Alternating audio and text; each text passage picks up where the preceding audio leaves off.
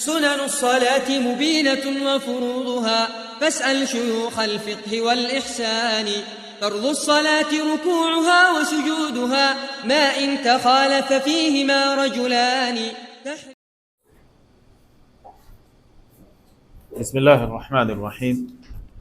إن الحمد لله نحمده ونستعينه ونستغفره ونعوذ بالله من شرور أنفسنا ومن سيئات أعمالنا من يهده الله فلا مضل له ومن يضلل فلا هادي له وأشهد أن لا إله إلا الله وحده لا شريك له وأشهد أن محمدا عبده ورسوله صلى الله عليه وعلى آله وصحبه ومن سن بسنته واقتفى أثره إلى يوم الدين. يا أيها الذين آمنوا اتقوا الله حق تقاته ولا تموتن إلا وأنتم مسلمون. يا أيها الناس اتقوا ربكم الذي خلقكم من نفس واحدة وخلق منها زوجها وبث منهما رجالا كثيرا ونساء واتقوا الله الذي تساءلون به والأرحام إن الله كان عليكم رقيبا. يا أيها الذين آمنوا اتقوا الله وقولوا قولا سديدا يصلح لكم أعمالكم ويغفر لكم ذنوبكم ومن يطع الله ورسوله فقد فاز فوزا عظيما. أما بعد فإن أصدق الحديث كتاب الله وخير الهدي هدي محمد صلى الله عليه وسلم وشر الأمور محدثاتها وكل محدثة بدعة وكل بدعة ضلالة وكل ضلالة في النار. أما بعد فالسلام عليكم ورحمة الله وبركاته.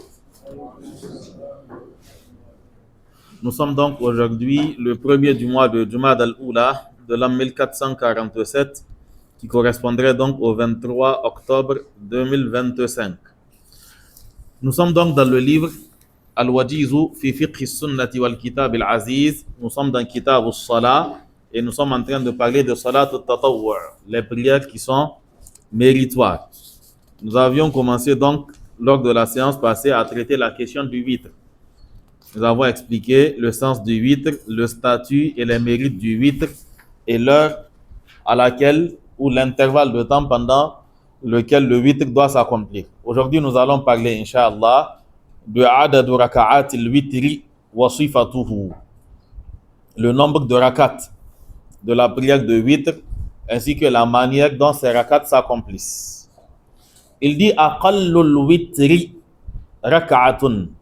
Aqallul witri raka'atun, le minimum, avec le plus petit nombre de rakats de la prière de witr, c'est une rakat. Le minimum pour la prière de witr, c'est une rakat. Ok? An ibn Umar, anna Rasulallah sallallahu alayhi wa sallam qala, il est rapporté de Abdullah ibn Umar que le prophète sallallahu alayhi wa sallam a dit Salatul layli mathna mathna, la prière de nuit se fait en mathna mathna, deux rakats, avec des unités de 2, 2, 2. Avec ça, c'est le asl. Ok? C'est le asl. Mais les autres situations aussi sont autorisées comme nous allons le voir. Donc, à la base, la prière de nuit se fait en deux rakats. Donc, salatul layli mathna mathna. La prière de nuit se fait en deux rakats. C'est-à-dire, on fait deux rakats, on lance la salam, deux rakats, on lance la salam, c'est cela le asl. Il dit فَإِذَا خَشِيَ أَحَدُكُمُ الصُّبْحَ, quand l'un d'entre vous craint alors d'être surpris par l'aube, par l'apparition de l'aube, c'est-à-dire quand il prie à un certain moment, il voit des indices montrant que Fajr est proche. Ok? Donc alors, il faut qu'il fasse le witr avant que l'aube n'apparaisse. Parce que le witr se fait avant l'apparition de l'aube comme on l'a vu. Donc, فَإِذَا خَشِيَ أَحَدُكُمُ الصُّبْحَ, quand l'un d'entre vous craint l'apparition de l'aube, صَلَّى رَكْعَةً وَاحِدَةً, alors il accomplira une rakat unique, une seule rakat. تُوتِرُ لَهُ مَا قَدْ صَلَّى, qui lui rendra donc impair ce qu'il a déjà accompli comme prière. Donc il fait 2, 2, 2. Arrivé à la dernière partie, il fait une rakat, ce qui rendra impair sa prière de nuit. Le hadith est rapporté par Imam al-Bukhari, Muslim, An-Nasa'i, At-Tirmidhi et d'autres. Il dit donc, dans ce hadith, on voit donc dans ce hadith que le prophète sallallahu alayhi wa sallam, il dit que la prière de nuit se fait à la base en 2 rakats. Et il dit que si tu crains l'apparition de l'aube, alors fais 1 rakat. Et cette seule rakat-là, c'est elle le witr. Ce qui montre que c'est cette seule rakat qui est le witr, c'est la parole du prophète sallallahu alayhi wa sallam. Si tu crains l'aube, alors salla raka'atan wahidatan. Tu accompliras 1 seule rakat, tutiru lahu. Donc, la personne accomplira 1 seule rakat qui lui permettra de rendre impair sa prière nocturne qu'il a accomplie. Donc, on comprend que le asl du witr, c'est 1 rakat. وَيَجُوزُ أَنْ يُوتِرَ بِثَلَاثٍ أَوْ خَمْسٍ أَوْ سَبْعٍ أَوْ تِسْعٍ. Et il est permis que la personne fasse le witr en 3 rakats, 5 rakats, 7 rakats ou 9 rakats. Tout cela est permis. عن عائشة رضي الله عنها قالت, il est rapporté de Aïcha qu'elle a dit, ما كان رسول الله صلى الله عليه وسلم يزيد في رمضان ولا في غيرها على 11 ركعة. Aïcha radiallahu anha, elle dit, ما كان رسول الله صلى الله عليه وسلم يزيد. Le prophète sallallahu alayhi wa sallam, il n'avait pas pour habitude d'augmenter, qu'on soit dans le mois de Ramadan, wala fi ghayrihi, ni hors du mois de Ramadan, il n'avait pas l'habitude d'augmenter ala 11 raka'atan. Il n'avait pas l'habitude de faire plus de 11 rakats. Donc le prophète ne faisait pas plus de 11 rakats, qu'on soit dans Ramadan ou hors de Ramadan. Certains savants ont pris cette habitude du prophète sallallahu alayhi wa sallam comme la règle interdisant ainsi le fait de dépasser 11 rakats, autorisant tout au plus le fait de faire 13 rakats du fait que ça a été rapporté du prophète sallallahu alayhi wa sallam, en considérant que les 2 premières rakats représentent donc les rawatib de Isha, okay? Comme il est rapporté qu'il les accomplissait brièvement par rapport aux 11 rakats qu'il accomplissait par la suite. Et d'autres savants, en se basant sur le hadith de Ibn Umar, où le prophète sallallahu alayhi wa sallam, il dit salatul layli mathna mathna. La prière de nuit, c'est des 2 rakats. C'est des rakats pairs qui sont alignés. Et il n'a pas limité. Il dit fa idha khashiya ahadukum as-subha. Et quand l'un d'entre vous craindra l'aube. Donc, quand il a dit 2, il n'a pas limité les 2. Le seul élément qu'il a cité qui mettra fin au fait de continuer la prière, c'est le fait de craindre l'apparition de l'aube. Donc, en se basant sur ce hadith, d'autres savants disent que là, nous avons la preuve qu'il n'y a pas de limitation. Okay? Donc, ala kulli hal, c'est une mas'ala qui est ouverte. Il n'y a pas de doute que le mieux, c'est de se limiter aux 11 rakats comme le faisait le prophète sallallahu alayhi wa sallam. Mais il faudrait aussi essayer, dans la limite du possible, de faire de très belles 11 rakats. Okay? Donc, le nombre ne doit pas être la seule obsession, mais il faudrait aussi joindre au nombre la manière. Non. Mais en voyant quelqu'un dépasser les 11, il ne faudrait pas non plus aller dans l'exagération quant au blâme. Surtout quand on est entre nous, ya ayyuhan nas. Il faut laisser ça aux savants. Non. Donc, Aïcha radiallahu anha, dans ce hadith, elle dit que le prophète ne dépassait pas 11 rakats. Et ce qui est le plus authentique, c'est que Umar ibn al-Khattab, dans le hadith que nous allons voir, celui de comment on l'appelle, Ibn Abdin al-Qariyu, okay, Abdurrahman ibn Abdin al-Qariyu. Donc nous allons voir dans son hadith que Omar a rassemblé les gens. Et la version authentique, c'est que Omar, quand il a rassemblé les gens pour la prière de Tarawih, il a demandé aux compagnons Tamim al-Dari et Ubay ibn Ka'b d'accomplir 11 rakats. Naam, ala kulli hal, c'est une mas'ala qui est là.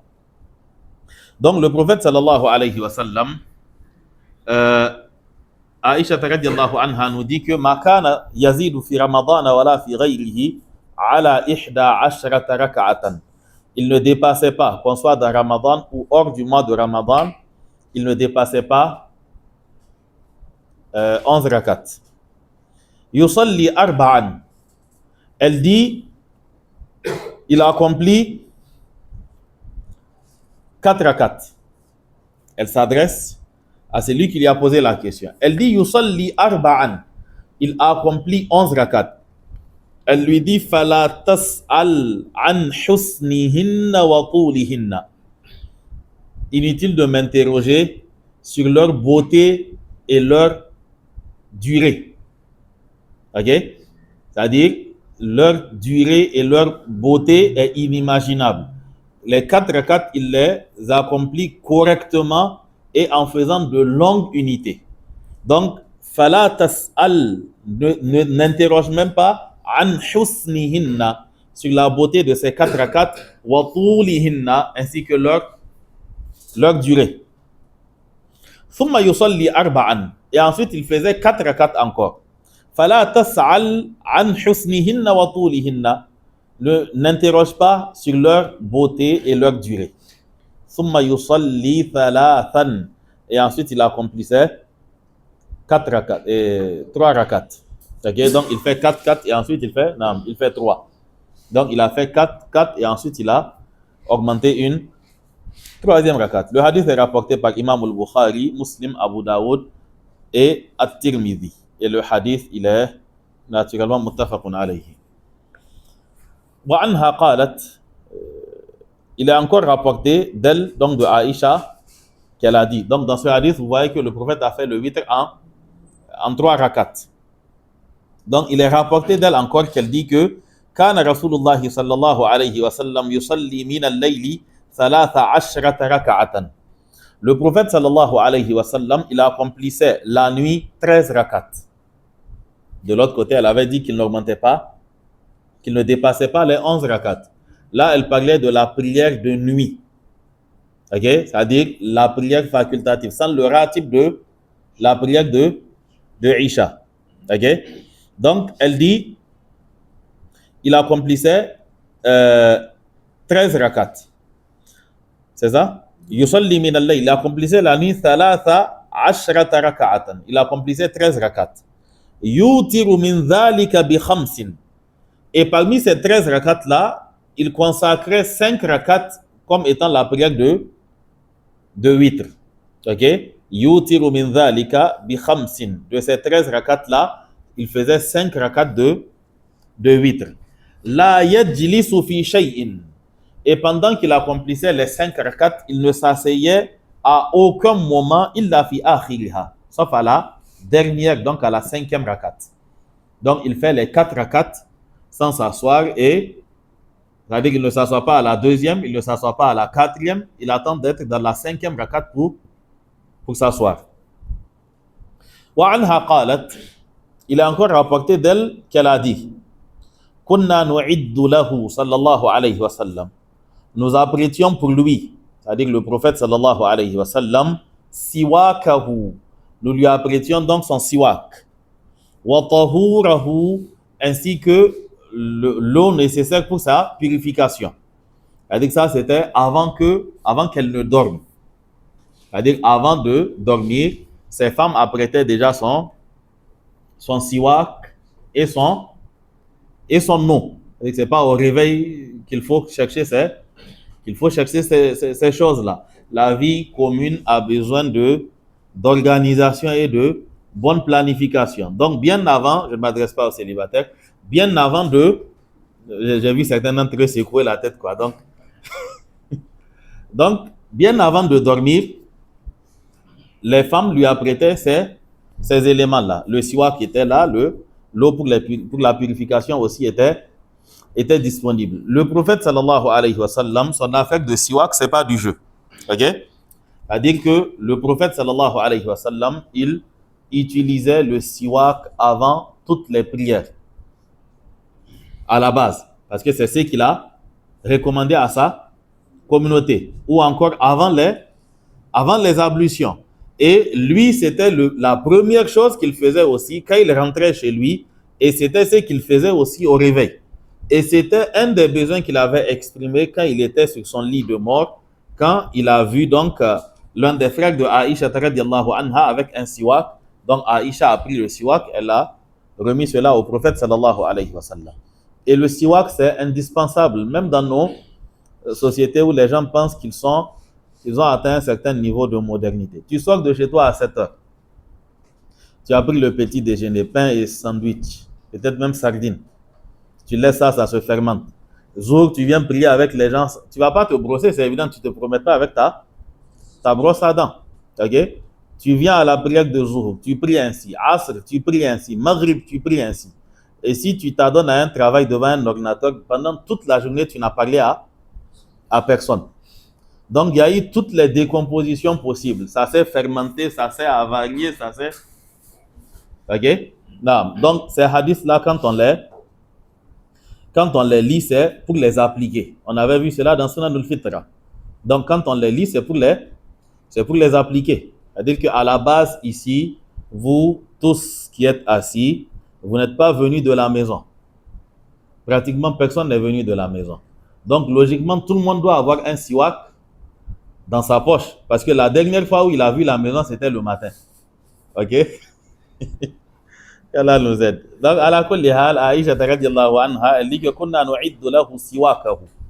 Nous apprêtions au prophète sallallahu alayhi wa sallam son siwak wa tahurahu, ainsi que l'eau des ablutions. At-tahur, c'est ce qu'on utilise pour se purifier. At-tuhur, ça c'est le fait de se purifier. Ok?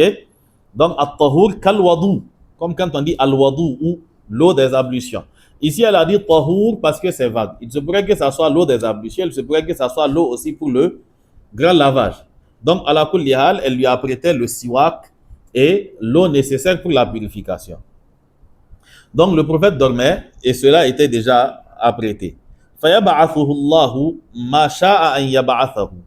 Et Allah subhanahu wa ta'ala, il réveillait. فَيَبْعَثُهُ اللَّهُ. Allah subhanahu wa ta'ala réveillait le prophète sallallahu alayhi wa sallam ma sha'a an yab'athahu, quand il voulait le réveiller ou pour la durée qu'il voulait le réveiller. Donc le prophète sallallahu alayhi wa sallam, Allah le réveillait au moment qu'il voulait min al-layli, de la nuit. Fayatasawwaku, le prophète il se curait donc les dents, il utilisait le siwak, wa yatawadda'u, et il faisait les ablutions. Wa yusalli tis'a raka'atin, et ensuite il accomplissait 9 rakats. La yajlisu fiha, et pendant les 9, il ne s'asseyait illa fi thamina, qu'à la 8e rakat. Fayadhkurullaha, et il mentionnait Allah, wa yahmaduhu, il le louait, wa yad'uhu, et il l'invoquait. Thumma yanhadu, et ensuite il se relevait. Nahada ay qama, se mettre debout. Thumma yanhadu, ensuite il se levait, wala yusallim, sans lancer la salam. Il fait 8 rakats, il s'assoit, il fait la tahiyya et il ne lance pas la salam. Thumma yanhadu, il se mettait debout, wala yusallim. Thumma yaqumu fa yusalli tasi'ata. Donc après cela, il se mettait debout et il accomplissait la 9e rakat. Thumma yaq'udu, ensuite il s'asseyait. Fayadhkurullaha, il mentionnait Allah, wa yahmaduhu, il louait Allah, wa yad'uhu, et il l'invoquait. Thumma yusallimu tasliman, et le prophète sallallahu alayhi wa sallam, il lançait ensuite la salam, il lançait une salam yusmi'una, qu'il nous faisait entendre. Hein? C'est ça? Thumma yusallimu tasliman, c'est ça? Et ensuite, il lançait la salam yusmi'una, de sorte à nous faire entendre cela. Non, ici le tasliman, le maf'ul mutlaq, il n'est pas cité ici l'iddalalati ala al-adad. Si c'était pour le adad, on aurait dit thumma yusallimu taslimatan, parce qu'avec le ta, on aurait eu le singulier du ismu jins, à supposer qu'on soit dans une logique de ismu jins. Donc, à la kulli hal, pour l'unité, on aurait dit taslimatan. Oui, il est rapporté du prophète sallallahu alayhi wa sallam et par Aïcha qu'il sortait souvent de la prière par un seul salam. Donc, cela est légiféré comme on l'a vu avant donc ce chapitre-là. Donc, le prophète sallallahu alayhi wa sallam, il lançait la salam de sorte à nous faire entendre cela. Là, il a fait combien de rakats? 9. La 9e étant, c'est-à-dire les 9 rakats étant impairs, il s'agit donc de witr. Dans ce hadith, nous avons un élément montrant que le fait de faire du witr, une dernière rakat, est une recommandation. Elle dit ensuite, ثُمَّ يُصَلِّي رَكَعَتَيْنِ. Ensuite, le prophète sallallahu alayhi wa sallam, il accomplissait 2 rakats. بَعْدَ مَا يُسَلِّمُ. Après qu'il ait lancé la salam des 9. Il accomplissait ces 2 rakats-là, وَهُوَ قَاعِدٌ, étant assis. Elle dit فَتِلْكَ إِحْدَى عَشْرَةَ رَكْعَةً يَا بُنَيَّ. Elle dit, ô mon fils, voici donc 11 rakats. Ok? Donc, vous voyez que dans ce hadith, on a 2 rakats que le prophète sallallahu alayhi wa sallam a accompli après les 9 rakats. Les savants, en se basant sur ça, ils disent que le fait de faire du witr une dernière rakat, cela nous montre que ce n'est pas une obligation, mais c'est une recommandation. Okay? Donc, le prophète sallallahu alayhi wa sallam, en agissant ainsi, il nous montre que même quand tu fais le witr et que tu dors à ton réveil, tu pourras accomplir 2 rakats sans problème. Cela nous montre aussi que si tu clôt en pensant qu'il est déjà l'heure et qu'après tu te rends compte qu'il n'est pas encore l'heure, ou bien tu clôt en te disant que tu es fatigué, peut-être tu reprends des forces après, tu peux encore continuer. Okay? Mais al-asl, c'est qu'on doit faire du witr, la dernière rakat à la base. C'est ce qui doit être le plus récurrent. Mais si on prie de cette manière, alors ça reste une imitation du prophète sallallahu alayhi wa sallam. Falamma asanna nabiyullahi, quand le prophète d'Allah subhanahu wa ta'ala a pris de l'âge, asanna, donc quand il a pris de l'âge, wa akhadhahu al-lahmu, et qu'il a été alourdi donc par le poids, ok, akhadhahu al-lahmu, awtara bi sab'in, alors il a fait le witr en 7 rakats. Wa sana'a fi rak'atayn, et dans les 2 dernières rakats, il a fait mithla sani'ihi al-awwal. Il a fait comme il a fait dans la première description. Fatilka tis'un, là tu as 9 rakats ya bunayya, au fiston. Donc il s'agit là du tabi'i qui lui a posé la question concernant la prière du prophète sallallahu alayhi wa sallam. Donc dans ces différents hadiths de Aïcha radiyallahu anha, vous avez la preuve des 3 rakats, la preuve des 5 rakats, la preuve des... la prière des 7 rakats, la prière des 9 et la prière des 11 aussi. Ok? Non. Donc, ici, parce qu'elle a dit Awtara bisab'in, il fait le witr avec 7. Et vous allez remarquer qu'ici, ce sont tous des hadiths de Aïcha radiyallahu anha, ce qui est tout à fait logique parce que le prophète sallallahu alayhi wa sallam, cela le trouvait à la maison. Ok? Non. Ce dernier hadith est rapporté par Imam Muslim, Abu Daoud et An-Nasa'i. Là, c'est la prière de witr. Maintenant, comment se fera la lecture dans la prière de witr? An Ibn Abbas qala, il est rapporté de Ibn Abbas qu'il a dit, j'ai sauté, voilà. Non, il y a une phrase avant cela. Fa in awtara bi thalathin, s'il fait le witr en 3 rakats, qara'a fihinna, alors il lira pendant ces 3 rakats ma huwa madhkurun, les sourates qui sont citées fi hadha al-hadithi, dans le suivant hadith. Et c'est le hadith d'Abdullah ibn Abbas. Qala, il dit, kana Rasulullah sallallahu alayhi wa sallam, le prophète sallallahu alayhi wa sallam, il avait pour habitude yaqra'u fil witri, de lire pendant la prière de witr bi sabbihisma rabbikal a'la. Il lisait donc sabbihisma rabbikal a'la, donc suratul a'la. Faites attention, le sabbih ici n'est pas majrur. C'est un fi'l amrin. Et il est sakina. Sabbih, le ism, commençant par un autre soukoun, iltiqa au sakinayn. Donc, sabbih isma. La liaison sabbih isma. C'est pas le bi qui a rendu le. Oh, c'est évident parce que c'est un verset, quoi. Non. Alors, kulli hal, sabbih, c'est un soukoun. C'est le fi'l amrin de sabbaha, yusabbihu, sabbih. Donc, c'est un amr, c'est pas. C'est un fi'l, quoi. Il ne peut pas être sakina. Non. Sabbih isma rabbika al-a'la. Et isma sera donc le maf'ulun bihi. Ok? Non. Wa qul ya ayyuhal kafirun. Donc, il disait suratul a'la, sabbih isma rabbika al-a'la. Wa qul ya ayyuhal kafirun. Ainsi que qul ya ayyuhal kafirun. Wa qul huwallahu ahad. Et qul huwallahu ahad. Fi rak'atin. Donc, il les alignait rakat. Première rakat a'la. Deuxième rakat kafirun. Troisième rakat ikhlas. Ok?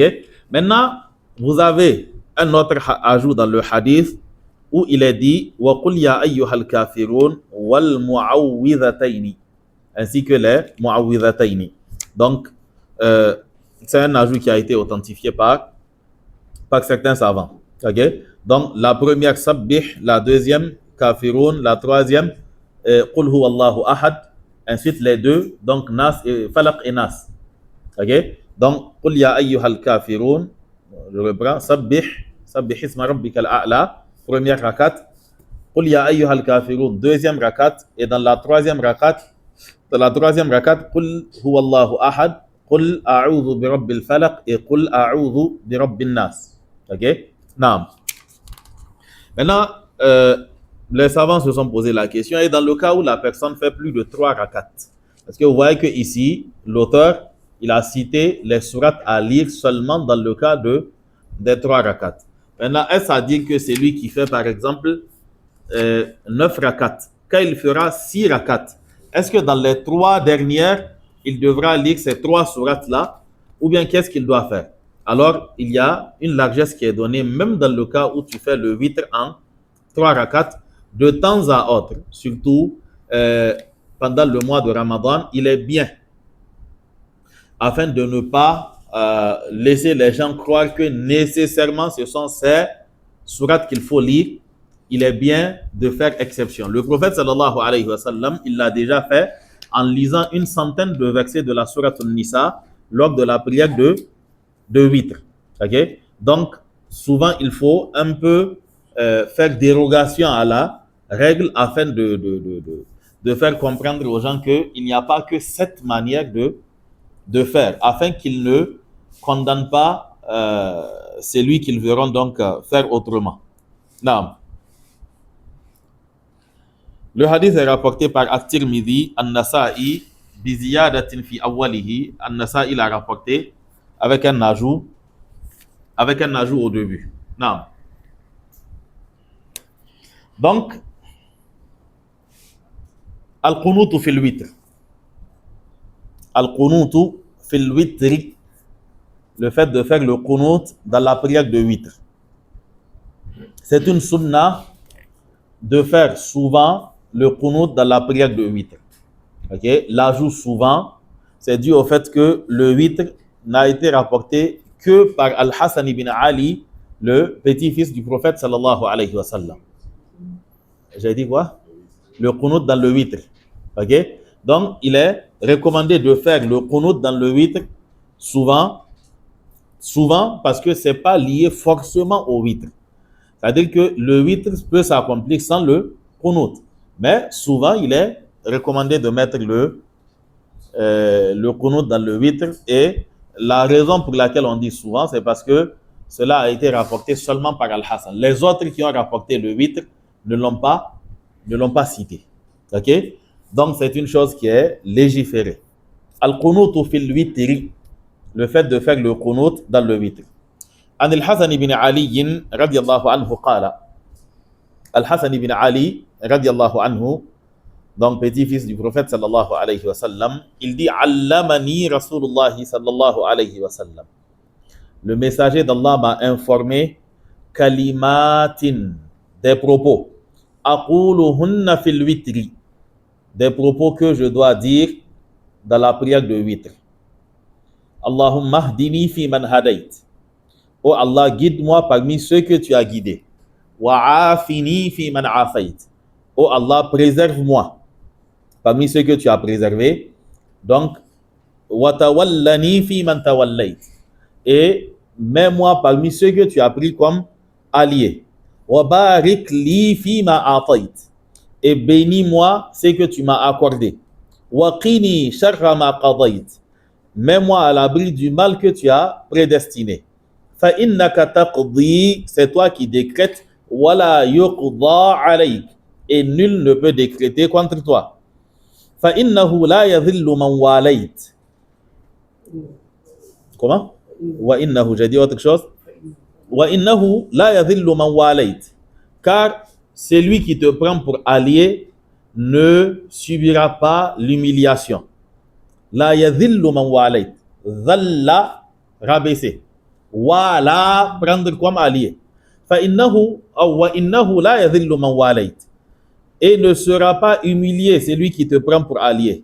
Tabarakta rabbana wa ta'alayt. Et que ta bénédiction et que ta grandeur augmentent au Seigneur. Donc, le hadith est rapporté par Abu Daoud, At-Tirmidhi, Ibn Majah, An-Nasa'i, donc Ashab al-Sunan. Non. Donc, vous voyez, le qunut du witr, c'est un qunut qui est léger. Et que ça soit dans le mois de Ramadan ou hors du mois de Ramadan, ce qui est légiféré, c'est que le qunut soit léger. Ok? Les qunut de 15, 20, 30 minutes, on fait Amin, Amin, à un moment, l'imam lui-même, il répète les invocations. Lui-même, il ne sait plus maintenant quelle invocation faire. Ok? Al-Asl, ces choses-là, c'est du léger. Le prophète sallallahu alayhi wa sallam, il choisissait parmi les invocations qui englobaient beaucoup de sens. Mais le fait d'exagérer dans les invocations, c'est pas légiférer.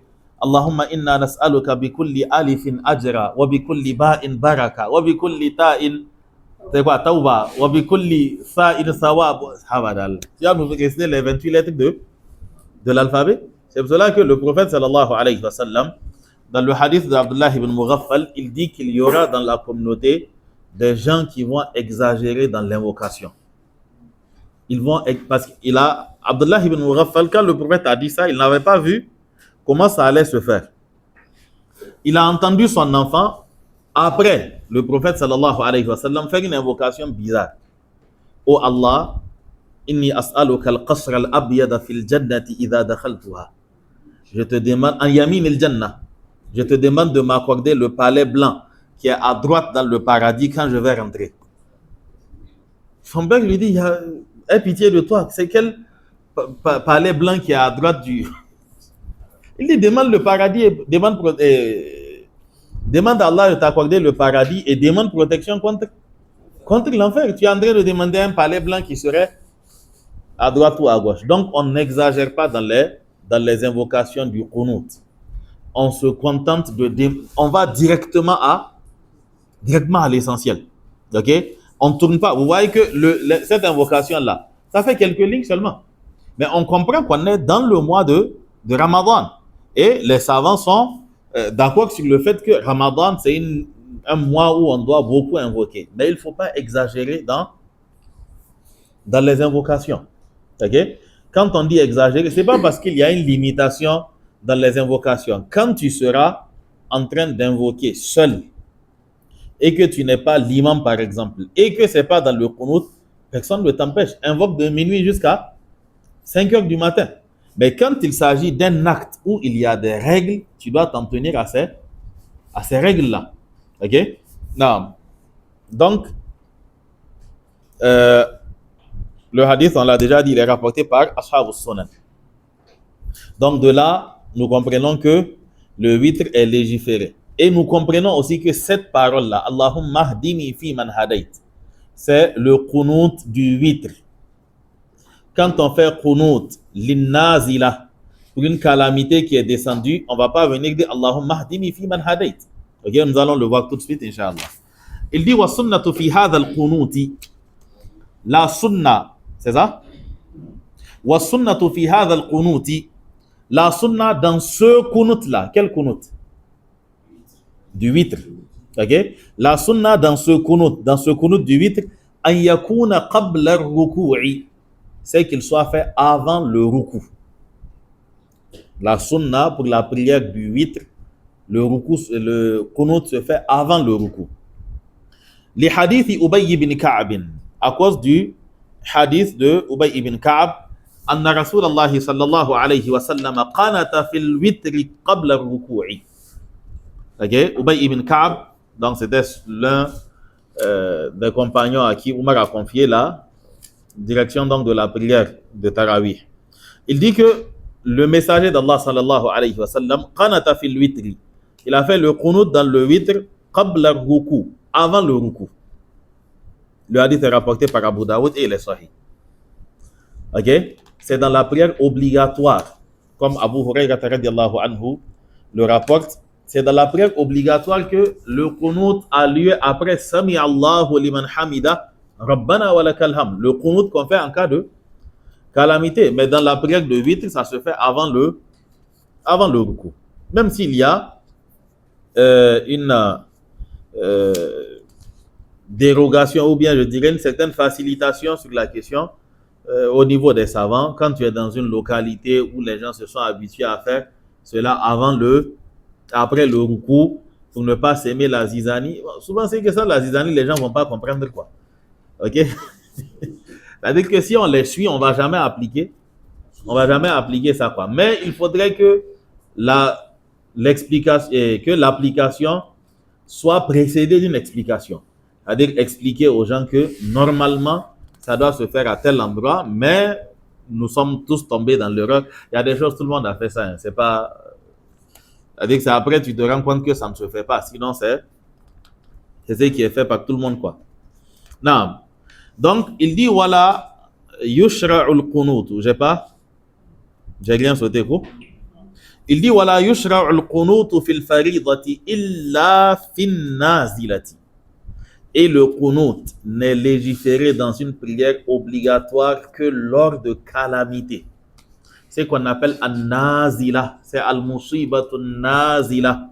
OK? At-tari'a, al-arida. Elle n'est pas lazima. C'est-à-dire que ce n'est pas une situation fixe. Ce n'est pas une situation, c'est-à-dire que c'est une calamité. Quelque chose est arrivé. Quelque chose est sur le point d'arriver. Mais par exemple, ce qu'on fait dans la prière de Fajr, il n'y a rien. C'est devenu collé à la prière. Ça n'a pas de sens. OK? Et aussi, sachez que ce n'est pas une calamité quand elle descend, ou bien quand elle est sur le point de descendre, on fait le qunut. Après, quelle que soit la menace, OK, qui nous guette, ou quelle que soit la situation qui nous guette, à un certain moment, le qunut n'est plus légiféré. Sachez que le prophète sallallahu alayhi wa sallam, il a passé toute sa vie de messager étant sous la menace. Mais il n'a pas adopté le qunut comme étant quelque chose à faire à tout moment. C'est-à-dire que de la hijra jusqu'à sa mort, il était dans des situations de conflit. Et à tout moment, Médine pouvait se faire attaquer. Mais il n'a pas adopté le qunut comme étant quelque chose à faire à tout moment. À un moment, on revient à la situation normale. Le prix du sac, le prix du riz est monté jusqu'à un certain niveau. Après, c'est descendu, mais les gens sont restés encore dans le qunut. Et le prix du riz ne justifie pas le qunut. Hein. OK? Voilà, ça ne justifie pas le qunut. Il y a des situations qui justifient le qunut, mais il ne faudrait pas adopter le qunut comme étant une partie intégrante de la prière pendant 1 année, 2 ans. Et ça continue. OK? Les nations ont toujours été dans cette instabilité. Il y a toujours des situations. Mais on parle de nazila.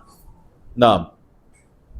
Donc, wala yushra'ul qunut fil faridati illa fin nazila. Elle se fait seulement lors des calamités. Et quand il y a calamité, wala yakhussu bihi salatan duna salatin. Et quand il y a calamité, on ne la fait pas dans une prière plutôt qu'une autre. On la fait dans toutes les prières. Sauf qu'il y a une situation contraignante pendant une prière. Comme par exemple, il pleut pendant une prière, on dit bon, on laisse. Mais il n'y a pas de raison de cibler la prière de Jum'a et dire qu'on va faire Qunut seulement à la prière de Jum'a. Et que c'est seulement les Jum'a qu'on fait Qunut. Il n'y a aucun argument là-dessus. Il n'y a aucun argument sur le fait de spécifier ça à la prière de Jum'a. S'il y a calamité, chacun, dans toutes les mosquées, on fait Qunut et puis c'est fini. Ok? Non. Donc, wala yakhussu bihi salatan duna salatin. Wa yaj'aluhu ba'da ruku. Et l'imam doit faire cela après le ruku. Là, on parle de calamité.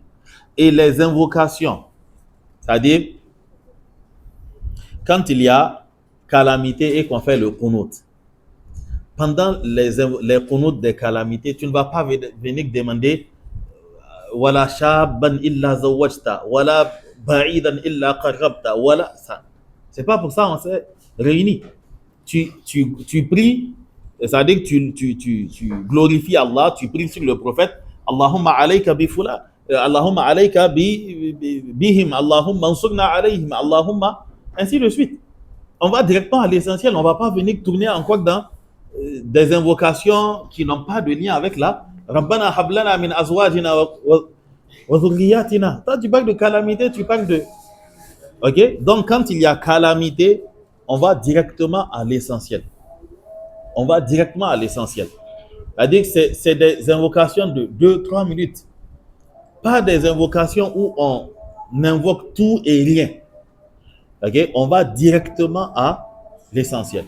Et vous avez des gens qui, pendant le 8, par rapport aux situations qu'on a vécues ici, ils font ça pendant la prière de Jum'a.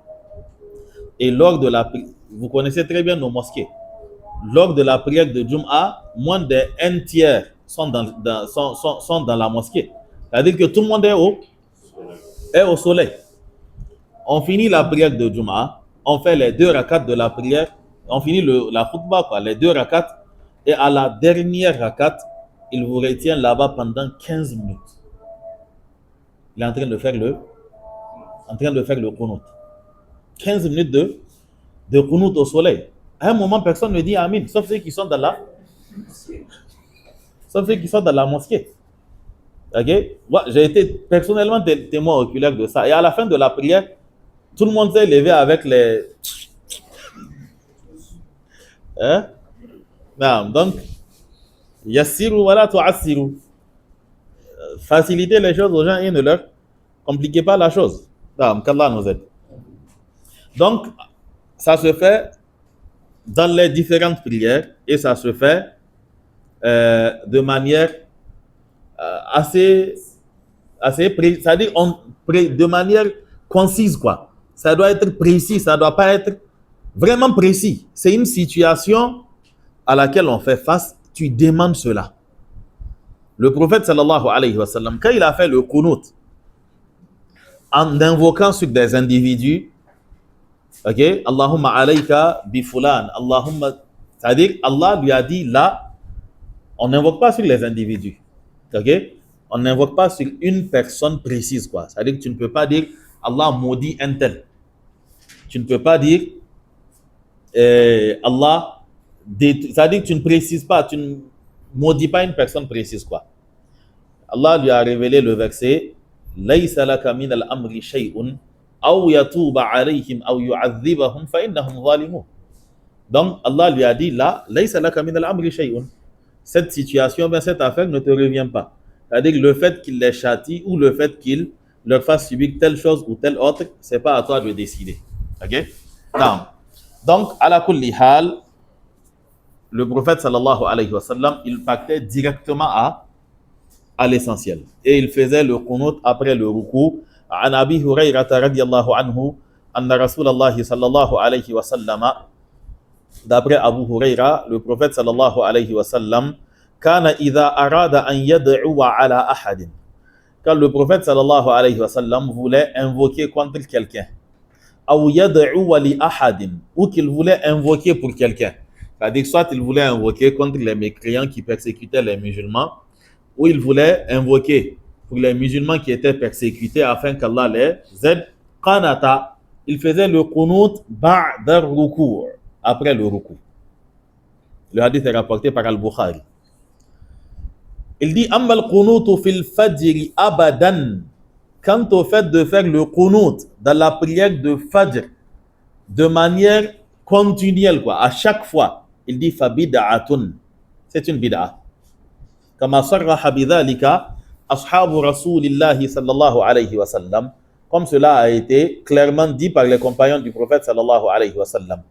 An Abi Malik al-Ashja'i, donc dont le vrai nom est Sa'd ibn Tariq, qala, il a dit qultu li abi, j'ai posé la question, j'ai dit à mon père, ya abati, ô père, innaka qad sallayta khalfa rasulillah, tu as prié derrière le prophète sallallahu alayhi wa sallam, wa Abi Bakrin, tu as prié derrière Abu Bakr, wa Umara, tu as prié derrière Umar, wa Uthmana, derrière Uthman, wa Ali, et derrière Ali radiallahu anhum, tu as prié derrière eux, et tu as prié derrière Ali hahuna bil Kufa, ici à Kufa.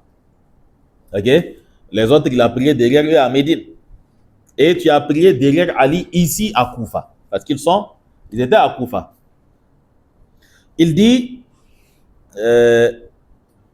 tu as prié donc derrière Ali ici à Kufa, nahwam min khamsi sinin, environ 5 ans. Il pose la question, il y a un Hamza Istifham qui est muqaddara ici, afakanu yaqnutuna fil fajri. Donc, faka, j'ai pas dit, j'ai dit qu'il est mahzouf, qui est muqaddara. Je vous ai pas dit de médecin. Il est sous-entendu. Bon, oui, en guise de compréhension, mais mettez ça de côté, pas dans le texte du hadith. Ok? Il dit, fakanu yaqnutuna fil fajri. Est-ce qu'il faisait le qunut dans la prière de Fajr? Faqala ay bunay. Il dit, ô fiston, muhdath. C'est une invention. Ok? Muhdath, qui est le ismu maf'oul du fi'il ahdatha, donc qui sera uhditha, yuhdathu, muhdathun. Ok? Donc c'est une chose inventée. Le hadith est rapporté par Ahmad ibn Majah et il est déclaré sahih par le Cheikh Al-Albani dans Irwa al-Ghalil fi takhriji ahadith manar al-sabil. Ibn al-Qayyim, dans son Zad al-Ma'ad, donc ses propos sont rapportés ou bien sont cités ici par l'auteur. Il résume un peu la chose. Il veut nous dire qu'il est impossible que le prophète sallallahu alayhi wa sallam, qu'on dise que de toute sa vie, il faisait le qunut lors de la prière de Fajr. Parce que si il le faisait dans toutes les prières de Fajr, cela fera partie de la prière de Fajr, tout comme le fait de faire 2 rakats fait partie de la prière de Fajr. Quand il faisait partout des rakats pairs, et Maghrib, après le premier tashahhud, 1 rakat et il s'assoit. La prière de Maghrib est restée comme ça. Si Fajr aussi, le qunut faisait partie de ses caractéristiques, ça aurait été rapporté comme on a rapporté le nombre de ses rakats. Donc il dit wa min al-muhali, fait partie des choses impossibles. Anna Rasulallah sallallahu alayhi wa sallam, qu'on dise que le prophète sallallahu alayhi wa sallam, kana fi kulli ghadatin, qu'on dise que chaque matin, le prophète sallallahu alayhi wa sallam, ba'da i'tidalihi min ar-ruku'i yaqulu, qu'on dise que chaque jour, chaque matin quand il priait, après s'être redressé du ruku, il disait Allahumma hdini fi man hadayt wa tawallani fi man tawallayt. Il disait cela ila akhirihi wa yarfa'u bidhalika sawtahu, et qu'il disait cela à haute voix, wa yu'amminu alayhi ashabuhu da'iman, et que ses compagnons qui étaient derrière lui disaient amin à chaque fois, ila an faraqa ad-dunya, qu'on dise que le prophète a prié ainsi jusqu'à ce qu'il quitte la vie d'ici-bas, et que cela ne soit pas une chose connue auprès de la communauté. Qu'on dise qu'il faisait ça tous les jours. Et puis les gens n'ont pas su ça. Certains ont rapporté la prière de Fajr sans cela. Ou tout le monde a rapporté la prière de Fajr sans cela. Pire encore qu'on dise que l'écrasante majorité de sa communauté néglige cela, laisse tomber cela. Et qu'on dise que ses compagnons, ils ont délaissé le qunut. L'écrasante majorité de ses compagnons, ou même la totalité de ses compagnons. Qu'on dise que tous ont délaissé la chose, au point où l'un d'entre eux disent innahu muhdathun, c'est une innovation, et que d'autres continuent à le faire, et que d'autres continuent à penser que cela vient du prophète sallallahu alayhi wa sallam. Innahu muhdathun kama qala Tariqun al-Ashja'i, comme cela a été dit donc par Tariq al-Ashja'i. Donc il fait allusion à Abu Malik Sa'd ibn Tariq al-Ashja'i. Ça c'est le père et ça c'est le fils. Maintenant le père, lui c'est Tariq, le tabi'i Sa'd ibn Tariq.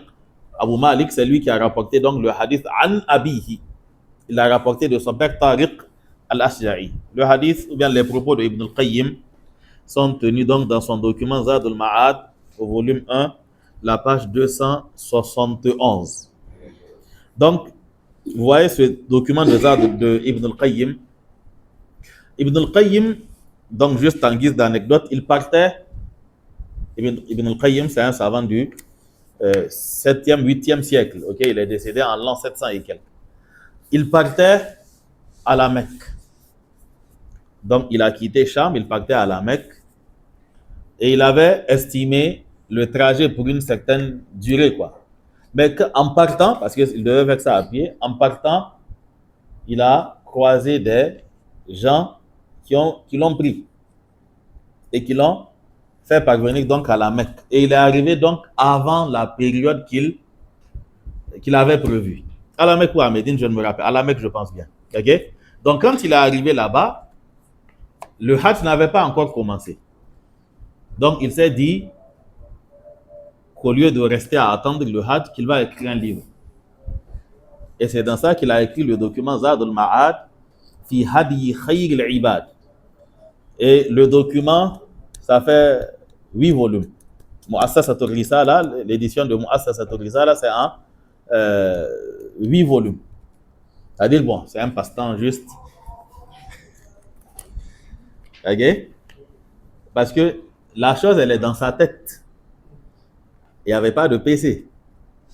Et quand il partait au Hajj, il n'avait pas emporté avec lui. Il était à pied. C'est pas comme s'il avait pris des valises de documents. Ok? Et c'est pour cela qu'on dit Fahfaz fa kullu hafidhin imamu. C'est pour cela que tu dois mémoriser.